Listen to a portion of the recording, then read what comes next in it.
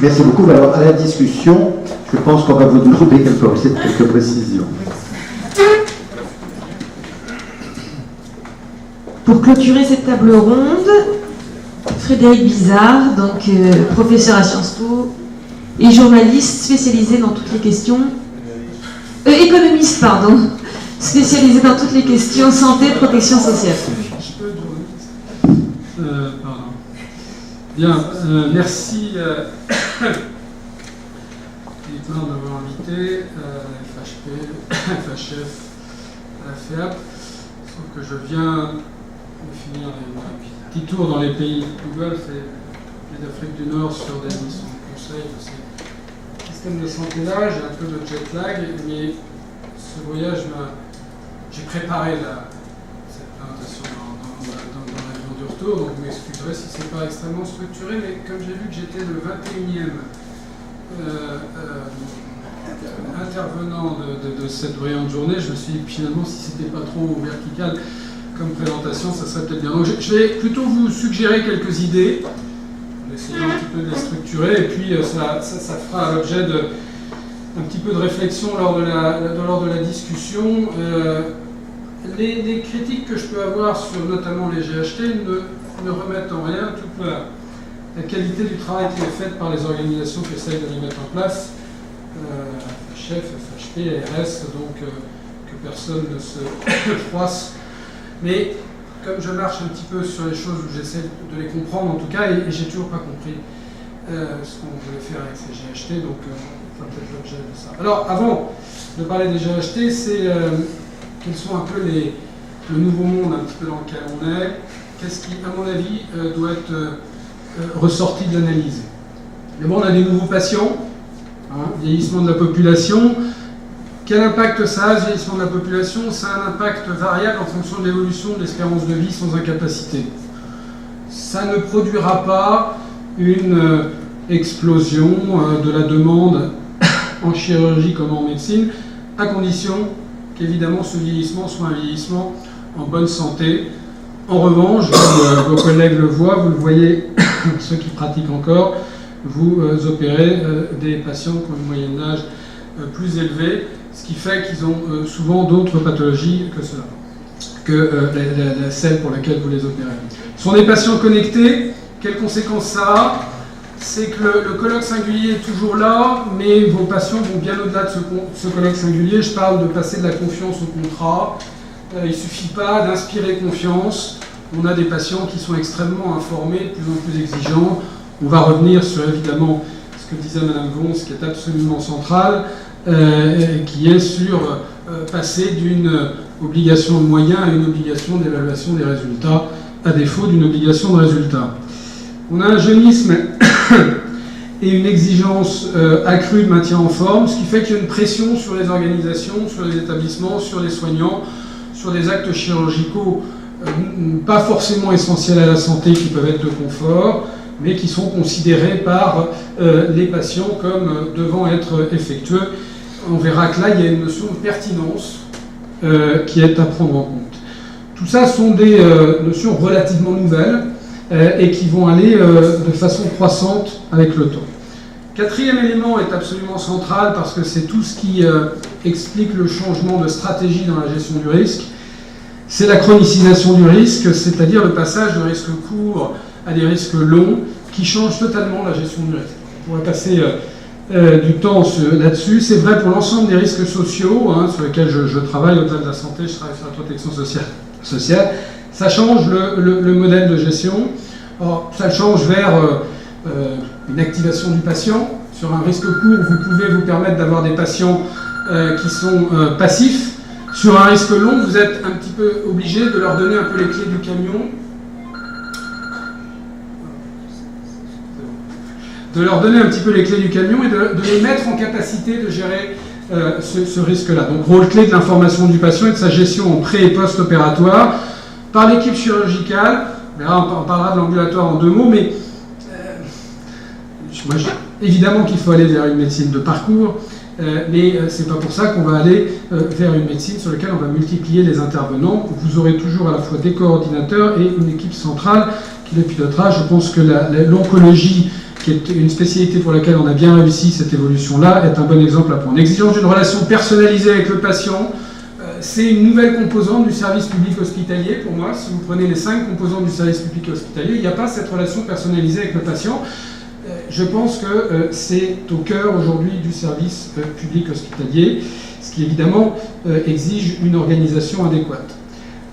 Ça pose des questions d'ajustement de la RCP, alors davantage dans le privé, de remise en cause du modèle hospitalier public qui est avant tout intramuros et qui doit aussi devenir extramuros. Alors, ça c'était côté demande, côté l'offre, on a rapidement des nouvelles aspirations des jeunes, vous savez tout ça, mais il faut les prendre en compte. Il y a une exigence de temps libre, travailler dur mais sur un temps concentré. Il y a moins de pratiques cliniques en formation initiale, mais un bon niveau de formation générale. Mais il y a une autonomie, malgré le bon niveau, je dirais, de formation générale, il y a une autonomisation, c'est vos collègues qui ont dit ça dans un certain nombre d'études, donc il y a une autonomisation qui est plus tardive. Est-ce que c'est le compagnonnage qui est moins performant ou pas? Mais en tout cas, c'est un point qu'on voit. Féminisation croissante qui a son impact. Des jeunes qui sont plus averses au risque, un esprit plus centré sur des normes et sur des procédures. On peut s'en inquiéter, mais est-ce que c'est parce que c'est lié avec le fait qu'on est moins autonome et qu'on a moins d'expérience? Peut-être, mais en tout cas, on verra que c'est un frein à l'innovation et une hyper-spécialisation des spécialités, comme vous le savez probablement. Alors, toujours un peu dans la même veine, si on continue la réflexion, un exercice en groupe qui est dominant, c'est évident dans le public, ça ne l'était pas dans le privé. On voit que les pratiques dans le privé, de ce point de vue-là, rejoignent ce qui se passe dans le privé. C'était déjà largement développé en anesthésie, en radiologie, mais toutes les spécialités y viennent. C'est un moyen de répondre à l'exigence de temps libre pour une activité de soins continus, mais ça accentue l'hyperspécialisation en chirurgie. Ce travail de groupe n'empêche pas qu'il y a un attachement très fort à l'indépendance professionnelle et financière dans le privé, ce qui est évidemment peut paraître contradictoire, mais ce qui implique qu'il faut raisonner à la fois à l'échelle de l'établissement, mais aussi à l'échelle du soignant. Et ce n'est pas forcément la même régulation, les mêmes institutions qui vont réguler les deux. Je pense même que ça ne doit pas être les mêmes. J'en dirai un mot tout à l'heure, une tendance favorisée par l'établissement. Du principe de précaution au principe d'innovation, l'économie de la santé, comme beaucoup d'autres secteurs, rentre dans une économie de l'innovation, ce qui est un vrai changement dans le paradigme. J'avais fait conférence sur ce sujet il y a peut-être un an ici, donc je ne vais pas le redévelopper, je crois que c'est en ligne, mais le paradigme de l'économie de l'innovation est extrêmement différent de celui de l'économie industrielle. Il y a les freins à l'innovation que vous connaissez, il y a la robotisation qui arrive. Est-ce que ça nivellera la performance des médecins? Probablement avec moins d'erreurs chirurgicales, une baisse de la sinistralité, mais ça ne compensera probablement pas une baisse du niveau de formation, mais ça peut faire l'objet d'une discussion. 2 mots avant de passer au GHT sur une révolution en marche, qui est l'ambulatoire. Je vais regarder un petit peu sur les chiffres pour voir où on en était. Ça, vous avez la disparité régionale en taux brut, qui est relativement importante. On va de 16% à 61%, même si le regroupement des régions en 13 régions a un petit peu concentré tout ça. On est aujourd'hui sur un nombre, vous voyez ce que je vous disais au début, il n'y a pas d'explosion du nombre de séjours en chirurgie. Entre 2011 et 2015, on a dû avoir autour d'1% de hausse de ces séjours-là. On voit qu'en 2014, vous avez eu des courbes qui se sont croisées avec des séjours ambulatoires qui ont dépassé les séjours en hospitalisation complète. Ce sont les chiffres de la TIH, et qui concernent l'ensemble des GHS de mémoire qui ont au moins une terminaison en J. Vous voyez que le taux d'ambulatoire augmente régulièrement. Si on regarde les deux secteurs public-privé, on voit que le public est en train à rattraper son retard, mais en tout cas a mis un petit peu à accélérer en matière de développement de l'ambulatoire, mais même si l'hospitalisation complète reste en nombre de séjours nettement supérieur, à près de 500 000 séjours supérieurs à l'hospitalisation ambulatoire, ce qui n'est pas le cas du privé, qui a des courbes qui se disjoignent de plus en plus avec des séjours ambulatoires plus importants. Évidemment, vous avez une variation forte dans cette révolution entre les différents types d'établissements, ce qui a des impacts évidemment importants pour l'organisation et l'évolution de ces établissements. Alors, je suis en train de réaliser d'ailleurs, puisqu'il y avait tout à l'heure une étude pour les URPS médico-économiques sur l'impact de la chirurgie ambulatoire. sur les établissements, sur l'assurance maladie, sur les soignants, puisque curieusement, ça n'a jamais été réalisé. Ça a été réalisé pour les évaluations sur les séjours, mais pas sur les consommations post-opératoires, sur les 90 jours. Et je n'ai pas encore révélé les résultats, mais c'est extrêmement intéressant. Je m'entendais tout à l'heure les réhospitalisations. Est-ce qu'on sait, bien sûr, qu'on est capable de savoir tout ça, et je pense qu'il est extrêmement utile mais de le savoir, mais c'est pour vous montrer dans quel monde est-ce qu'on est aujourd'hui, d'absence totale d'évaluation, malgré le fait que nous sommes tous d'accord qu'on rentre dans une économie d'innovation avec la valeur qui doit remplacer le volume. Alors,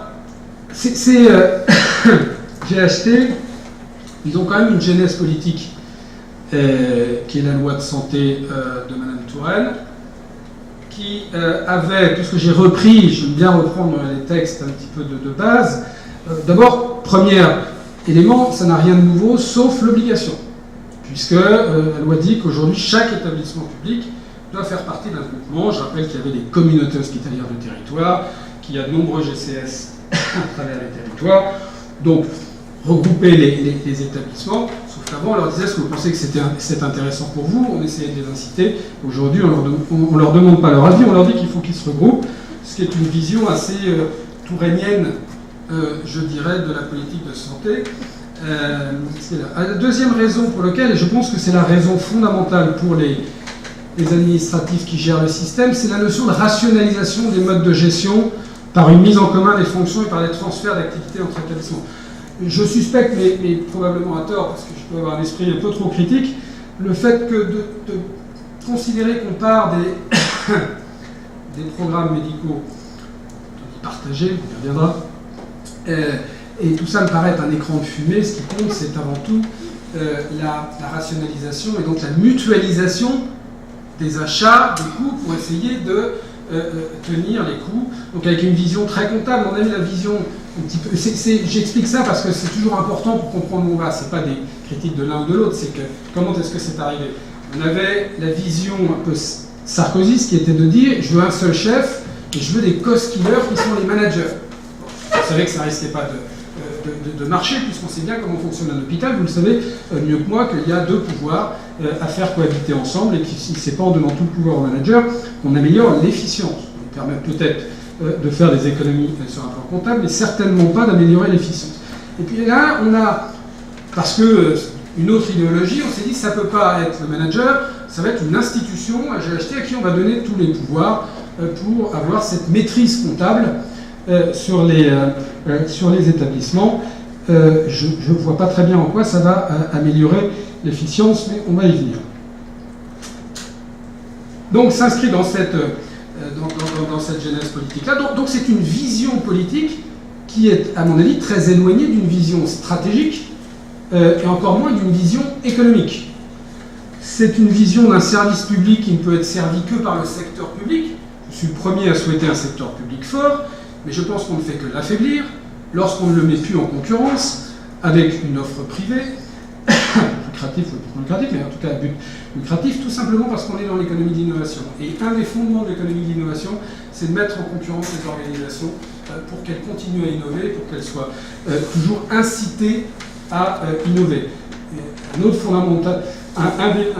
fondamental de l'économie de l'innovation, c'est aussi de pouvoir rétribuer à sa juste valeur à la fois ceux qui font l'innovation et ceux qui la diffusent. Donc la valeur des actes, donc les carrières professionnelles au sein du secteur public. Voilà. Tout ça, ce sont des fondamentaux qu'il faut. C'est favoriser la destruction créatrice, etc. Je l'ai développé la dernière fois. C'est une vision assez égalitariste qui est fondée sur une offre hyper administrée qui égalise par le bas. C'est-à-dire qu'en fait, on ne peut pas, avec le système des GHT, favoriser ceux qui sont les plus en avance. Il faut au contraire, et c'est très clair dans les textes, en fait faire en sorte qu'il y ait toujours...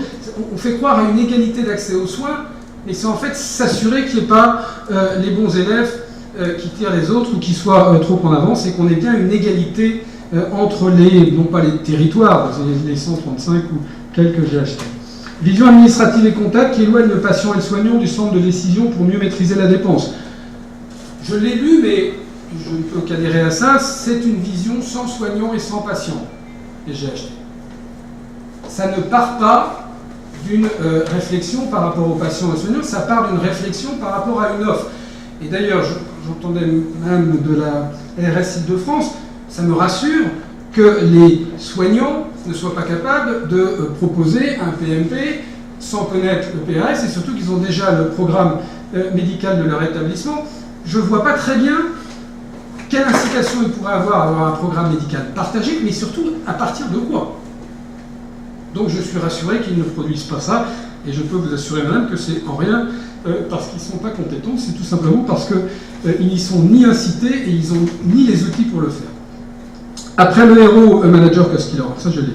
Alors, on a musclé le mammouth technocratique avec ça, puisque regardez un petit peu, c'est pas un organigramme technocratique, enfin c'est un petit peu comment, entre le ministre et le praticien hospitalier, on a un peu structuré l'hôpital public. Alors, là on peut se demander à partir de quand des critères médicaux sont pris en compte. C'est pour le CHU, à partir de CNE pour les centres hospitaliers, à partir de quand est-ce qu'on prend en compte le patient? Je ne sais pas. Mais, enfin, j'ai une idée, mais vous voyez que, donc il y a un patient, il y a un citoyen, j'ai mis citoyen parce que, évidemment, on aime tous la démocratie sanitaire et on est tous convaincus qu'il faut faire participer le patient, tout simplement parce que c'est lui qui défendra le mieux ses intérêts. Et donc, si on veut qu'il y ait une diffusion d'innovation réussie, une diffusion d'innovation active, on a plutôt intérêt à faire participer le patient, parce que qui dit innovation dit destruction créatrice, c'est dit qu'il va falloir arrêter d'anciennes pratiques, ce qui n'est pas évident pour à la fois l'administration et quelquefois pour les soignants. On a aussi des objets technocratiques, j'accélère, communautés professionnelles de territoire. J'ai vu qu'on voulait que les GHT s'associent avec les communautés professionnelles de territoire. Là, bon courage. Pour finir, on ne peut pas penser le modèle économique sans penser la régulation, la gouvernance et la réorganisation des soins. Il faut repenser la gouvernance de façon générale. Quel est le rôle de l'État aujourd'hui? Je ne pense pas que le rôle de l'État aille jusqu'à ce qu'on vient de voir ici pour gérer l'hôpital. Je pense que l'État définit la stratégie nationale de santé, encore faudra-t-il qu'il y en ait une, la politique de santé publique. Le ministre est très attaché et on peut plein d'espoir qu'il y en aura une. Le budget annuel des dépenses de santé via le Parlement. Je pense que l'UNCAM, dont il faut repenser le principe de la gouvernance démocratique, est véritablement l'organe qui devrait piloter, de mon point de vue, l'ensemble des soins. Mais là, vous voyez comme je suis disruptif, c'est-à-dire que je pense que la DGOS devrait être sous la tutelle du financeur, comme le sont l'ensemble des systèmes qui gèrent la médecine de ville. Je rappelle que l'UNCAM finance plus de 90% des dépenses hospitalières. Réaffirmer la place de la politique conventionnelle. Alors, il y a un point central, c'est qu'on passe d'un système de soins basé sur le volume à un système de soins basé sur la valeur, qui est là pour véritablement réguler les professionnels de santé eux-mêmes par rapport à cette évaluation de la valeur. Et donc, quand on passe de ce modèle-là à un modèle-là, vous voyez qu'il y a une régulation, une évaluation de cette valeur et un financement en fonction de cette valeur qui est à mettre en place et qui n'est pas aujourd'hui. À la fois, il y a une évaluation par rapport aux établissements. On peut penser qu'avec la HS, c'est une chose qui est en partie en place, mais ça ne l'est pas à l'échelle des soignants. Je conclus. Je vais aller vite. J'ai fait un certain nombre de propositions. Comment vous dire? Oui, juste sur le plan du financement, sur le modèle économique, voilà un peu le modèle économique auquel il faut penser. C'est-à-dire que c'est quoi la valeur? C'est pas simplement le résultat divisé par le coût, il y a une notion de pertinence qui est absolument fondamentale, que ce soit au sein d'un parcours pour un patient chronique ou pour une opération ponctuelle. Quel type d'opération faut-il faire? Est-ce qu'il est pertinent de faire cette opération, etc. etc. C'est un nouveau modèle économique qui fait que le paiement à l'acte reste un paiement intéressant, que ce soit à l'hôpital, tarification à l'activité. Bien sûr qu'il ne faut pas le supprimer, mais il faut lui ajouter un deuxième étage qui est un paiement aussi complété par la valeur, avec des systèmes et des solutions basées sur la valeur. D'autres pays l'ont fait, mais en tout cas, c'est la direction, je pense, qu'il faut suivre. Et cette notion de pertinence sur laquelle, de mon point de vue, doivent être rémunérés aussi les professionnels de santé, est une source très fort potentielle de revenus. En conclusion, le modèle économique doit être pensé conjointement avec la régulation des opérateurs et l'organisation des soins hospitaliers. Le concept de GHT ne peut pas substituer à la réflexion sur ces trois composantes. C'est que, pour le peu que ça soit pertinent, j'ai vu mes réserves, mais peu importe, prenons. les GHT tels qu'ils sont, mais ça ne doit pas évidemment nous empêcher d'avoir une vraie réflexion par rapport aux nouveaux enjeux sur la régulation, sur la gouvernance et sur l'organisation des soins. Le renforcement de l'autorégulation des professionnels de santé est une priorité pour participer davantage à la gouvernance. Je pense que les professionnels doivent s'autoréguler parce que je ne pense pas que c'est à l'administration je pense pas que l'administration sera efficace pour évaluer leurs valeurs. L'acte reste la clé de voûte du modèle économique, même si c'est dans un modèle de parcours, mais il ne sera plus rémunéré au volume, mais à la valeur créée pour le patient et la collectivité. Merci.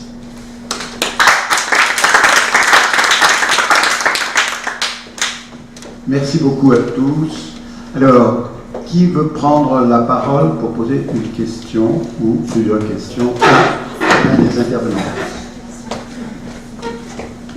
Merci, si vous permettez, puisque M. Bizard a parlé librement, je voudrais me permettre de lui poser une question libre, et puis également à Madame de l'ARS, j'ai oublié son nom, je peux m'excuser, c'est Sibler, hein, c'est ce qui me souvenait, de vous poser une question parce qu'il est exceptionnel d'entendre quelqu'un qui représente malgré tout l'administration parler comme vous l'avez fait et d'établir un tableau. Le seul que j'ai connu qui m'ait décrit ce tableau, c'est Yannick Lewen.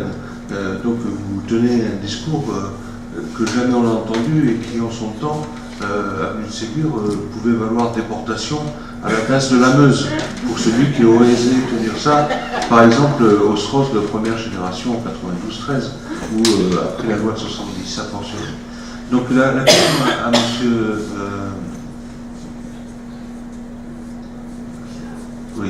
Frédéric Bizard, c'est la suivante, c'est vous êtes assez sévère vis-à-vis de l'administration. Alors, pardon, je suis Emmanuel Vigneron, je suis Emmanuel Vigneron, je suis professeur à Montpellier. Et donc, je me présente. Et donc, la question c'est la suivante.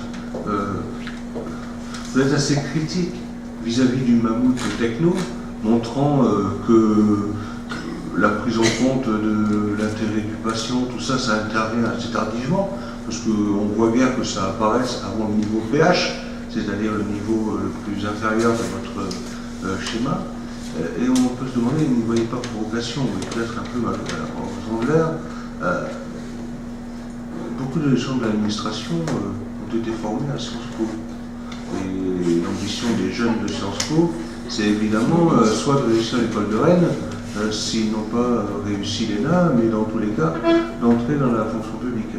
Et donc, au fond, comment tenir comment, avec le discours que vous tenez, peut-on expliquer que les jeunes qui sortent de Sciences Po soient malgré tout pas mal clonés, et soient vite vieux, et soient vite des pourvoyeurs du Léviathan là, que vous dépeignez? Ça, c'est un sujet. Et puis la question que je vais vous poser, c'était tout à fait particulière. Elle ajoute encore au tableau cataclysmique que vous avez peint de l'état des PMP dans la plus grande région de France, là où on aurait pu penser, vu l'importance de ce qu'est l'agence régionale d'Île-de-France, que le suivi aurait été particulièrement... Enfin, il y avait de quoi faire des PMP magnifiques. Et finalement, vous dites vous-même qu'ils sont mauvais, hein, c'est ce que vous avez... Non, vous ne l'avez pas dit, mais vous l'avez dit. Hein, il n'y a pas beaucoup d'éléments favorables dans ce que vous avez dit. Vous n'avez pas dit que vous l'avez dit, mais nous, on a compris que vous l'aviez dit. Et finalement, le seul exemple que vous dites, vrai, tellement ces chiffres sont connus et absolument terrifiants, c'est de réformer la permanence des soins en réduisant le nombre de sites. Mais il y a un très grave... Avez-vous pensé à cet effet contre-productif majeur qui va être que les gardes représentent un complément de salaire non négligeable pour le PH ou pour le PEPH, notamment quand il est jeune. Et donc, si on réduit cet aspect des choses, là, cette source de revenus que représentent les lignes de garde, qui sont en fait pas en proportion du besoin, comme vous l'avez montré, mais en proportion des effectifs d'internes qu'on a, en fait, on va beaucoup réduire les rémunérations à l'hôpital public. Donc la fuite vers les établissements privés va encore augmenter. Donc il y a un effet pervers, peut-être à vouloir faire le ménage. C'est une question un peu vicelarde.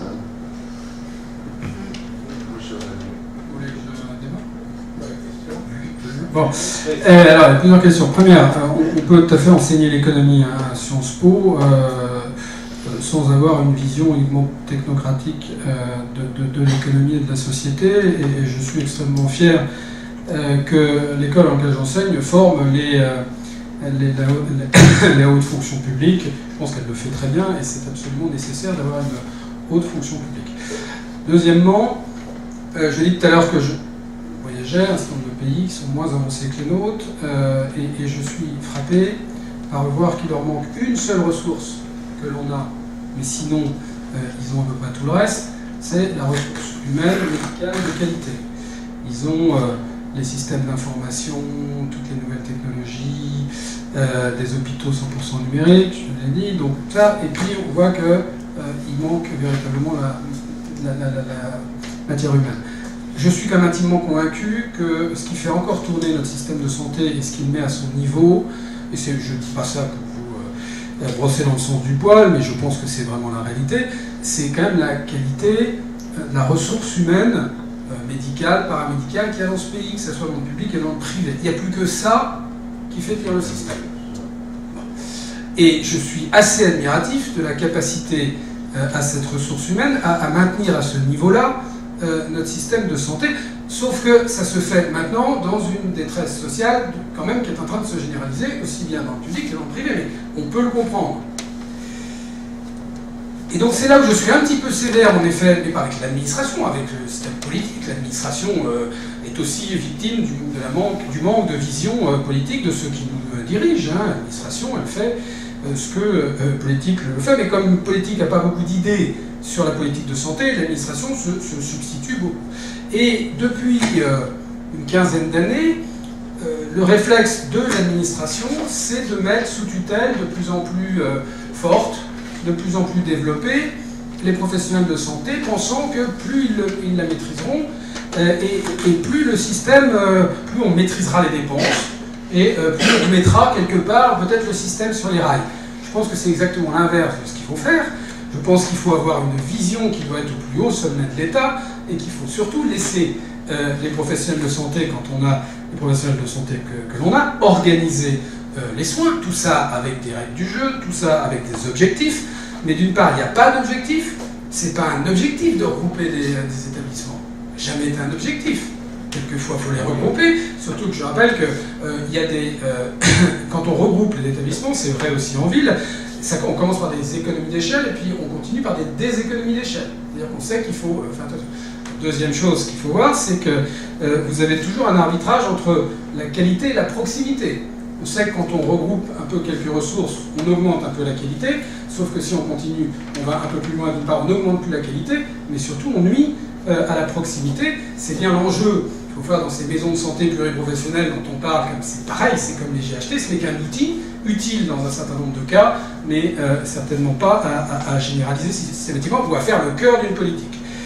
Donc, voilà, je crois qu'il faut que l'administratif ait conscience qu'on est arrivé, de mon point de vue, à la limite de la suradministration du système. On en voit aujourd'hui tous les effets pervers, et je pense qu'il faut mettre en stand-by. Je crois que la ministre a dit qu'il fallait mettre vous parlez beaucoup des PRS, mais j'ai cru comprendre qu'elle voulait quand même les mettre en stand-by, peut-être pour un peu prendre son temps et réfléchir un petit peu chaud, mais il est urgent de poser un peu le crayon et de faire un petit peu un état des lieux objectif de ce qui ne va pas. Cette détresse sociale au sein des soignants, médicaux et paramédicaux, me semble quand même un signe d'alerte suffisant pour un petit peu repenser la gestion des organisations.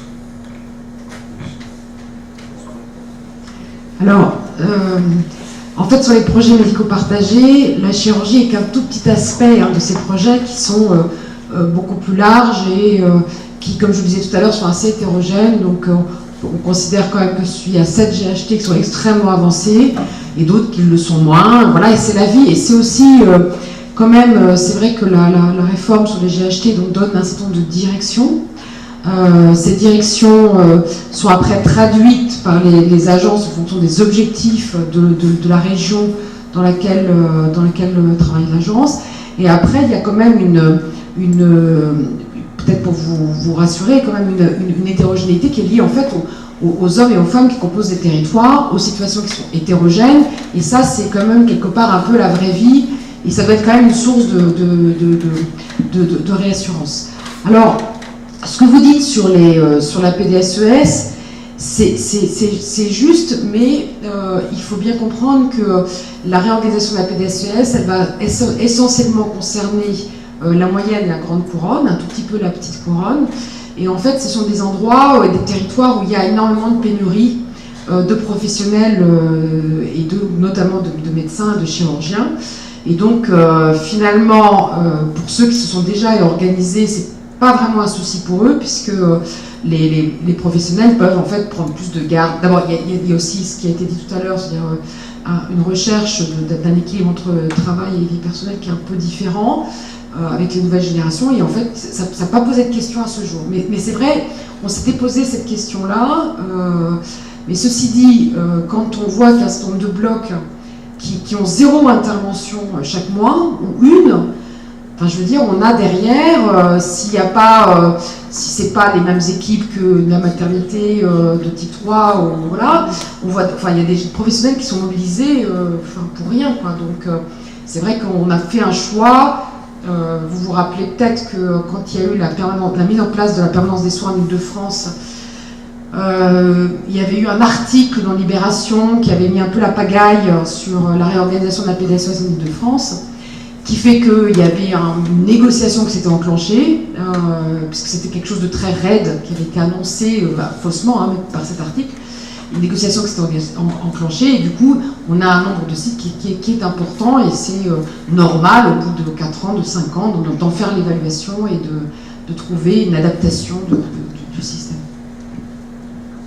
Oui, non, je voulais intervenir sur les 2 communications. À propos de ce que Christine Schiller a présenté sur les résultats mauvais, entre guillemets, des projets médicaux partagés, je pense qu'il y a un problème, c'est que beaucoup d'équipes de terrain ont vécu, alors là ça rejoint un peu ce qu'a dit Fanny Bézard, ont vécu les GHT comme étant un nouveau empilement de choses qui arrivaient, et ça a été un peu la même réflexion qu'au moment où il y a eu les pôles. Ayant fondé, entre guillemets, la conférence des chefs de pôle à la science publique, quand les pôles sont arrivés, il y a un certain nombre de gens, quelques chirurgiens, qui ont dit les pôles, ça va nous servir à reconstruire des choses, on va se servir des pôles pour faire à la limite autre chose que ça avait été prévu. Et pour certains cas, de pôles purement chirurgicaux, ça a été très efficace. Je pense que pour les GHT, c'est la même chose, et c'est pour ça je suis un petit peu, pas du même avis, j'ai beaucoup apprécié votre dernier bouquin, là.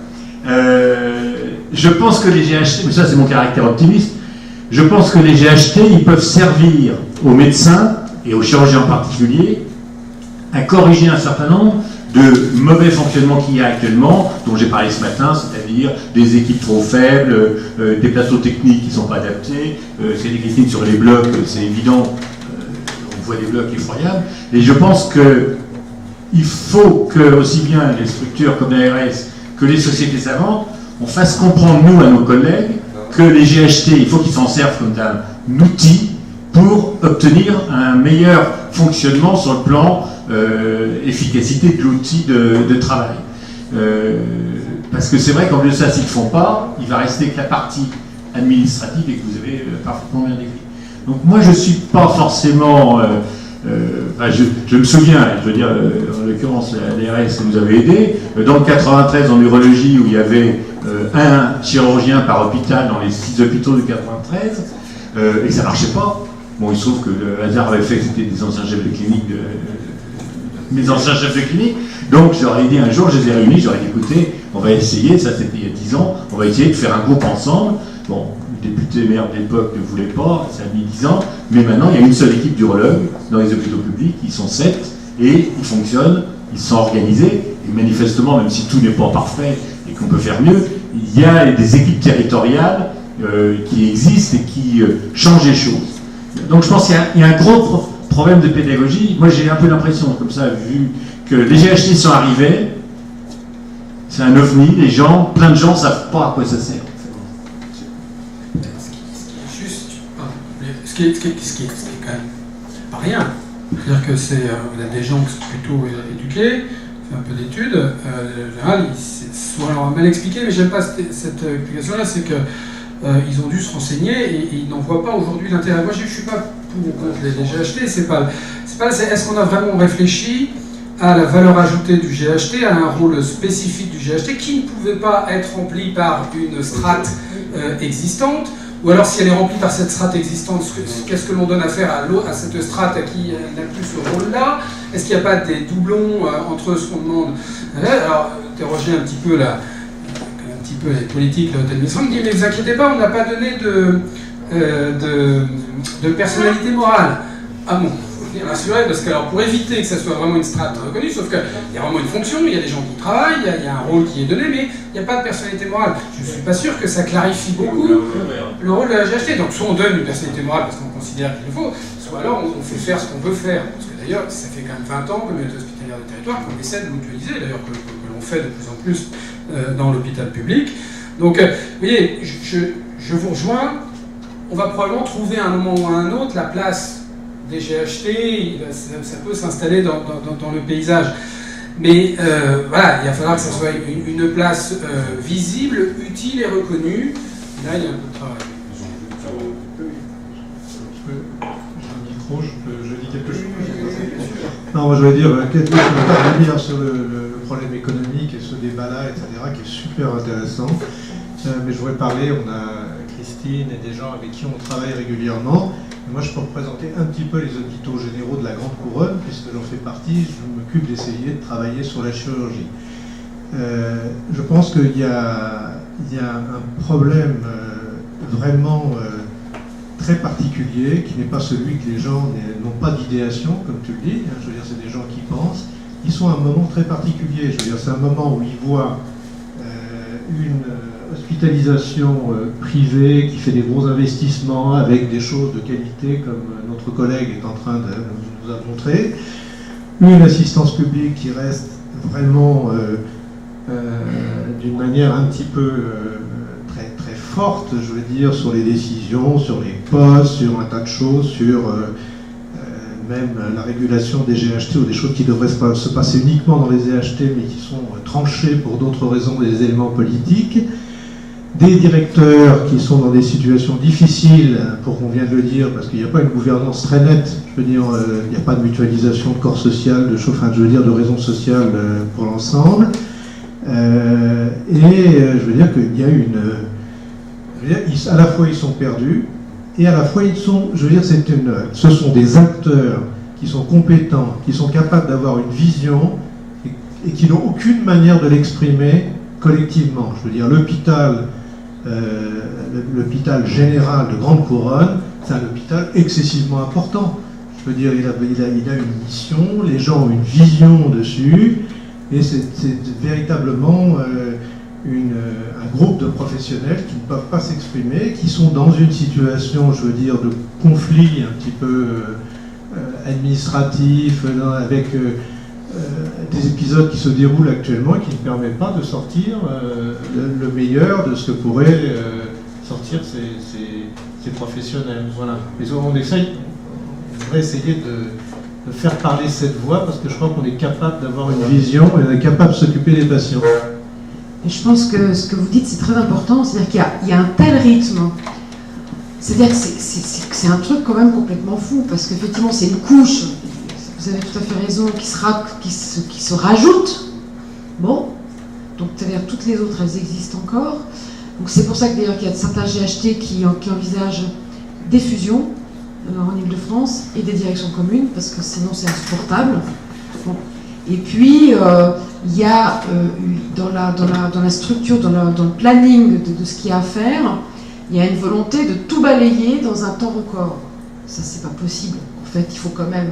D'abord, il y a des changements de paradigme, il y a un changement de vision, c'est-à-dire que j'ai une responsabilité sur un territoire, comment je l'exerce, comment je m'organise, etc. C'est pas forcément le même paradigme que précédemment. Et puis vouloir embrasser l'ensemble des sujets sur un délai si court, c'est extrêmement complexe. Et alors, on le voit bien d'ailleurs, puisque vous savez que la loi prévoit des consorts d'associations, des partenariats.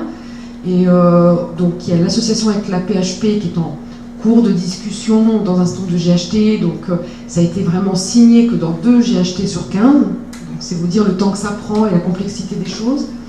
Sur les conventions avec les HAD, les conventions d'association avec les HAD, il y en a 0 qui sont signées aujourd'hui en Île-de-France. Donc les discussions commencent, et c'est normal.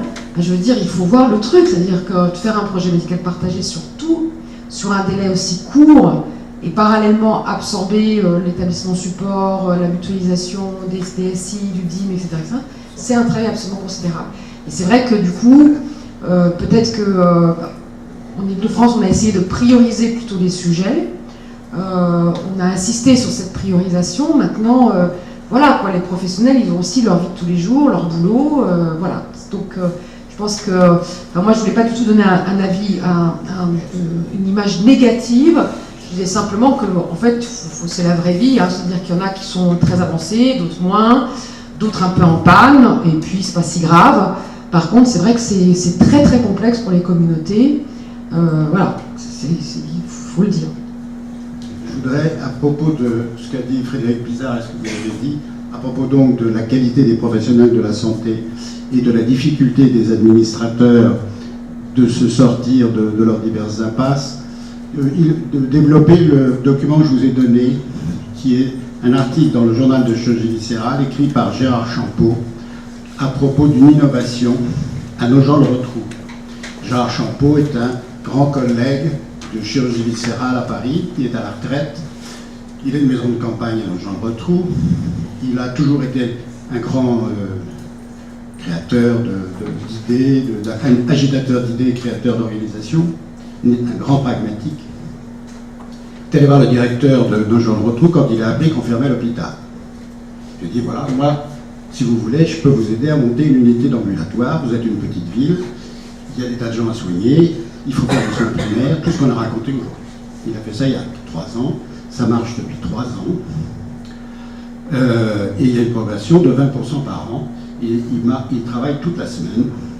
Alors, il a d'abord voulu travailler avec les praticiens hospitaliers de l'hôpital de Chartres, dont dépend Nogent-le-Rotrou, dans l'organisation locale. Ça ne les a pas intéressés, ils ne sont pas venus.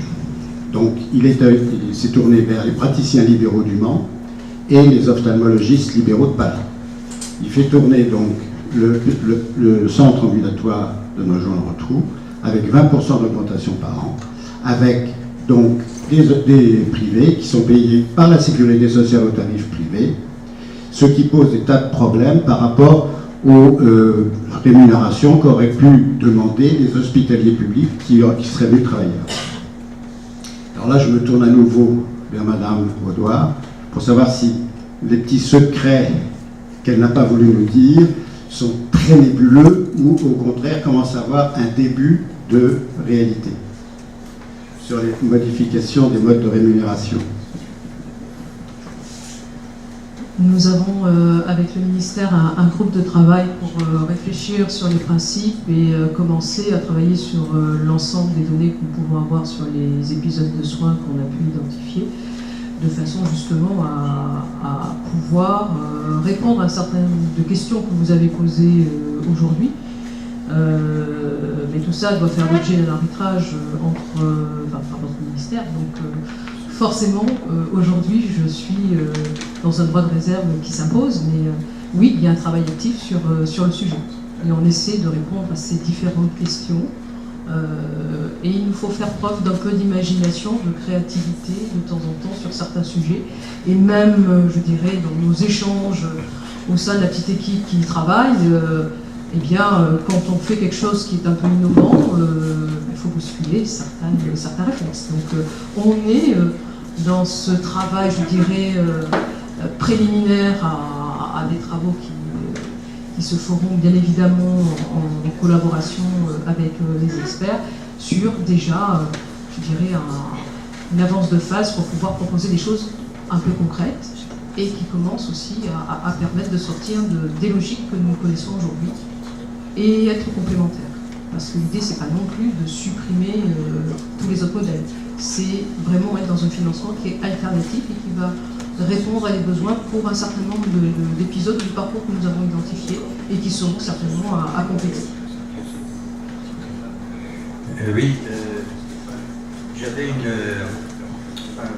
deux questions et puis une réflexion. Alors, comme j'ai pris des notes, je vais les rouvrir très très rapidement. mais ma première réflexion, c'est pour l'excellent topo que nous a présenté Madame Sophie Duméry. Voilà. Oui, très bien, merci Madame.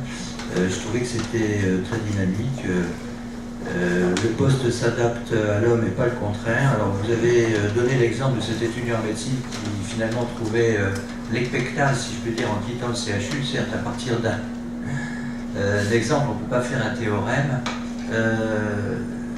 C'est certain que l'on retrouve effectivement ce genre de conflit et de difficultés compte tenu de ce que l'on trouve dans les services d'accueil des urgences et tout. Ça, on peut tout à fait le comprendre, mais a contrario, les CHU, étant anciens doyens, on est là pour former aussi le corps médical et je pense que si vous voulez, vous avez terminé en disant je suis une vieille bique. Ne changez pas, madame, non, vous n'êtes pas une vieille bique. Moi, je suis probablement un vieux bouc, mais ayant passé tous les échelons de la vie hospitalo-universitaire, mais je pense que là, vous soulevez, non, mais c'est l'esprit chirurgical, ça. Vous soulevez le problème éternel des relations humaines au sein des services, mais ça c'est un vaste sujet. Alors en tous les cas, je voulais vous remercier très sincèrement, madame. J'avais une question pour madame Christine Schibler, c'est bien ça. Alors, vous nous avez parlé de Paris, alors moi je suis provincial, mais je suis à Nancy. Bon, Paris sera toujours Paris, hein, de toute manière, voilà. Mais j'ai été un tout petit peu effrayé par, on va dire, le constat que vous faites vis-à-vis de ces 15 GHT, donc 3 psychiatriques, on va les mettre de côté. Vous dites il y en a 7 qui sont en avance, parce qu'ils ont progressé dans le programme, je pense. Mais il y en a 3 qui sont dans le rouge, dont 2 pour des problèmes de gouvernance. Alors je vous demanderai de préciser un peu quels sont ces problèmes de gouvernance, parce qu'on s'occupe d'un GHT Meurthe-et-Moselle Sud, etc. Et dans la filière de chirurgie orthopédique, c'est moi qui suis chargé de faire ça, donc je voulais vous demander cette précision. Et j'avais enfin une dernière question pour Madame Annie Fouard, donc ARS. Alors,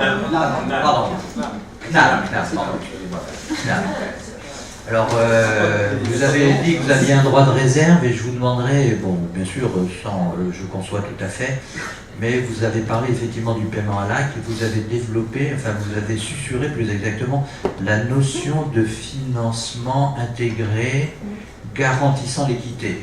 Je dirais que ça c'est du langage de Sciences Po et je n'ai rien contre Sciences Po, une de mes filles a fait Sciences Po mais des fois elle parle et je ne comprends pas très bien, mais quand elle met son nez dans la chienlit hospitalo-universitaire, elle a vite fait de me faire comprendre qu'il y avait des choses qui n'allaient pas. Ce que je peux vous dire, c'est que, comme je suis président d'Orthorisque à la Sofcode, c'est le truc des chirurgiens orthopédistes, on a reçu de la DGOS un certain nombre de vos collègues, si je puis dire, et qui nous ont dit qu'effectivement, il y avait des travaux qui étaient à l'étude, et en particulier pour payer non plus l'acte, mais le parcours. Alors, est-ce que vous pourriez nous préciser ce point particulier? Je vous en remercie. Je vais commencer par vous répondre, parce qu'après, je vais m'excuser, je devrais partir. Sur les 3 GHT qui sont plus en retard, il y a un GHT en fait qui a été constitué plus tardivement, hein, c'est-à-dire qu'il y avait des problèmes de découpage. En plus, il y a eu un changement de directeur, donc on est dans un contexte qui fait que voilà, il faut le temps qu'il fasse le job. Cet établissement qui est en plus un des établissements ayant Copermo Performance, donc il y avait d'autres difficultés par ailleurs, priorité des sujets, etc. Après, les 2 GHT qui ont des sujets de gouvernance, c'est des GHT qui ont eu une désignation d'établissement support plus tardive, enfin, moins concertée, on va dire, entre eux, moins consensuelle. Voilà, c'est le mot que je cherchais. Ce qui fait que, voilà, il faut que tout le monde digère ce choix d'établissement support, que peut-être on y mette un peu moins de poids, parce que finalement, c'est quand même des groupements, donc c'est des groupes, donc finalement la maison de tout le monde devrait être à tout le monde et ça devrait plus être. Mais bon, il y a besoin d'un peu de temps pour digérer, pour rediscuter, pour dépasser ce qui a pu être vécu au moment de la désignation d'établissement support comme étant une blessure, une rupture. Voilà. Donc bon, nous, on en a conscience, donc on va les soigner peut-être plus.